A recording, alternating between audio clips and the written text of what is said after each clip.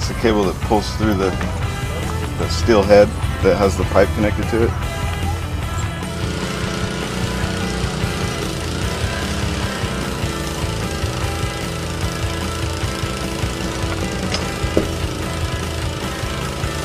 The high-density polyethylene pipe, it's attached to a 150-foot cable. The 40-ton hydraulic ram pulls the cable through the pipe, replacing it with the new HDPE high-density polyethylene pipe. The normal sewer replacement can take up to 3 or 4 days. Using the magic trenchless method, we can get the same work done in 1 day. Magic Plumbing. We've been replacing sewer lines in the Bay Area for over 28 years. Give us a call for a free estimate. The number's 888-588-7606.